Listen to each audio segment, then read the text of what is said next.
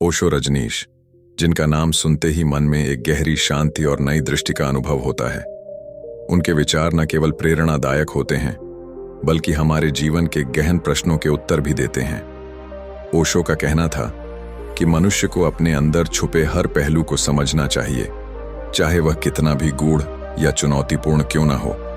उन्हीं में से एक विषय है काम वासना। यह वह शक्ति है जो सृष्टि को आगे बढ़ाने का माध्यम है, लेकिन इसे समझने और संभालने में हमारी अज्ञानता हमें भ्रमित कर देती है। ओशो के अनुसार काम वासना का अस्तित्व नकारात्मक नहीं है। यह न तो शत्रु है और न ही पाप। इसे दबाने की आवश्यकता नहीं है, बल्कि इसे समझने की आवश्यकता है। जब हम इसे समझते हैं तो हम इसे अपनी आत्मा की ऊंचाई तक ले जा सकते हैं। ओशो कहते हैं कि काम वासना का जन्म प्राकृतिक है। यह शरीर की मूलभूत आवश्यकताओं में से एक है, जैसे भोजन और पानी। लेकिन समस्या तब शुरू होती है जब हम इसे लेकर गिल्ट या अपराध बोध से ग्रस्त हो जाते हैं। ओशो का कहना है कि काम वासना कोई गलत चीज नहीं है, बल्कि यह एक ऊर्जा है जो यदि सही दिशा में प्रवाहित हो तो यह प्रेम, करुणा और आध्यात्मिकता में बदल सकती है। वे कहते हैं कि काम वासना और प्रेम में अंतर है। काम वासना शारीरिक आवश्यकता है, जबकि प्रेम आत्मा का आनंद है। अगर मनुष्य प्रेम को समझ ले तो काम वासना स्वयं ही रूपांतरित हो जाती है। वे यह भी समझाते हैं कि काम वासना को दबाने से यह और अधिक शक्तिशाली हो जाती है। उन्होंने कहा, जिन्होंने काम वासना को नकारा है वे ही अक्सर इसके जाल में सबसे अधिक फंसते हैं। यह सत्य है कि इसे दबाने से यह विकृति का रूप ले सकती है। इसलिए इसे दबाने की बजाय इसे समझना और इसे साक्षी भाव से देखना ही समाधान है। ओशो के अनुसार जब आप इसे समझते हैं तो यह आपके लिए समस्या नहीं रह जाती। ओशो काम वासना को ऊर्जा के रूप में देखते थे। उन्होंने कहा कि जब यह ऊर्जा प्रेम और ध्यान के माध्यम से ऊपर उठती है तो यह दिव्यता का अनुभव कराती है।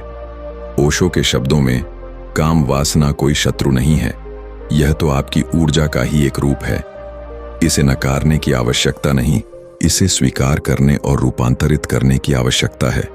उनका मानना था कि जब तक हम इसे प्राकृतिक रूप से नहीं अपनाएंगे तब तक यह हमें परेशान करती रहेगी।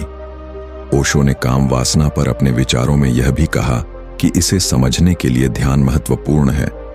ध्यान वह माध्यम है जिसके द्वारा हम अपनी ऊर्जा को नियंत्रित करना सीखते हैं। जब मन शांत होता है तो काम वासना भी स्वाभाविक रूप से संतुलित हो जाती है। ध्यान की अवस्था में व्यक्ति अपने शरीर और मन को बिना किसी पूर्वाग्रह के देखता है। यही वह अवस्था है जहां काम वासना से परे जाकर प्रेम और करुणा का सृजन होता है। उन्होंने यह भी कहा कि समाज ने काम वासना को एक ऐसा विषय बना दिया है जिसके बारे में बात करना भी वर्जित है। इसके कारण लोग इसे ठीक से समझ ही नहीं पाते और यह उनकी मानसिक और शारीरिक समस्याओं का कारण बन जाता है। ओशो के अनुसार इस विषय पर खुलकर बात करना और इसे स्वीकार करना ही इसका समाधान है।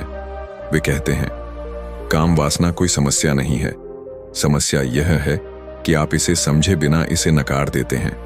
ओशो के विचार हमें यह सिखाते हैं कि काम वासना को न तो बढ़ावा देना चाहिए और न ही इसे दबाना चाहिए। इसे एक ऊर्जा के रूप में स्वीकार करना चाहिए और इसे सही दिशा में ले जाना चाहिए। जब हम इसे स्वीकार करते हैं तो यह जीवन को नए आयामों की ओर ले जाती है। ओशो का मानना था कि यदि मनुष्य अपनी ऊर्जा को सही दिशा में चैनलाइज करे तो वह अद्भुत ऊंचाइयों को प्राप्त कर सकता है। उनके शब्दों में काम वासना केवल शरीर की भाषा है, जबकि प्रेम आत्मा की भाषा है। शरीर की भाषा को समझने के बाद ही आत्मा की भाषा का अनुभव किया जा सकता है। ओशो यह भी कहते थे कि जीवन में हर चीज का संतुलन होना जरूरी है। यदि आप अपने शरीर की आवश्यकताओं को समझकर उन्हें प्रेम और ध्यान के साथ संतुलित करते हैं तो आप जीवन में एक नई गहराई का अनुभव कर सकते हैं। ओशो की दृष्टि में काम वासना केवल भौतिक नहीं है, यह आध्यात्मिकता का पहला कदम भी हो सकती है।